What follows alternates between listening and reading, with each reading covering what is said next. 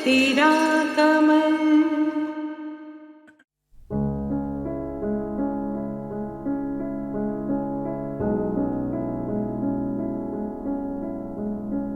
ये आजकल के अखबार वाले भी ना पता नहीं क्या क्या लिख देते हैं। देखो कैसा कैसा लिखा हुआ है।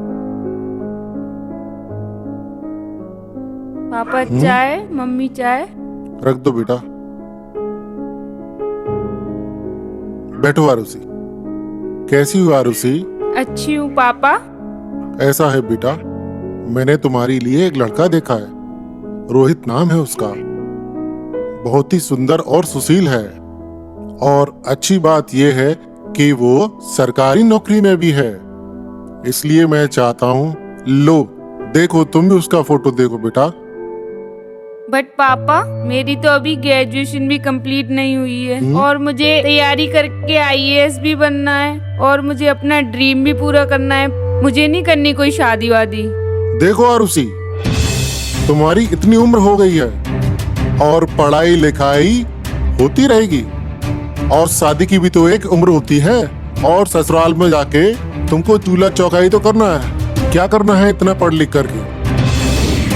और ये आईएएस पीसीएस बनना लड़कियों के बस की बात नहीं है। ये तो लड़कों का काम है। लड़कियों को तो आखिर घर गृहस्थी का काम ही करना होता है ना। नमस्ते अंकल, नमस्ते आंटी। क्या हुआ, कोई टेंशन? अब तुम ही देखो संभव, इसकी इतनी उम्र हो गई और अभी भी कह रही है कि अब और पढ़ाई करेंगी। कहती हैं कि तैयारी करके आईएएस बनेंगी। अब तुम बताओ, आईएएस बनना कोई लड़कियों का काम है?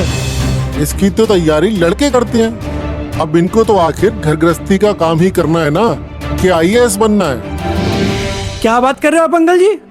वैसे तो आप अपने आप को बहुत मॉडर्न समझते हो, पर बातें ऐसी कर रहे हो। आपको एक बात बता दूं, जो शहर में हर साल जी के कंपटीशन होता है ना, उसमें आपकी आरुषि हर साल टॉप करती है। कितनी तारीफ करते हैं स्कूल के टीचर्स इसकी।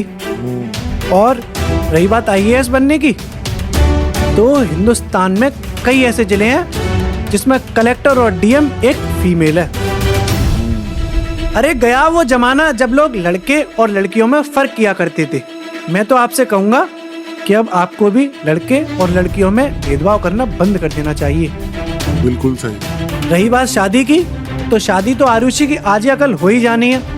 सोचिए, अगर वो आज पढ़ लिख कर कल को आईएएस बन गई तो नाम तो आप दोनों का ही रोशन होगा। मैंने तो ये सोचा ही नहीं था बेटा। आज संभव तुमने मेरी आंखें खोल दी। अब मैं भी अपनी बेटी को पढ़ाऊंगा लिखाऊंगा। अब पहले पूरी होगी पढ़ाई और फिर होगी विदाई।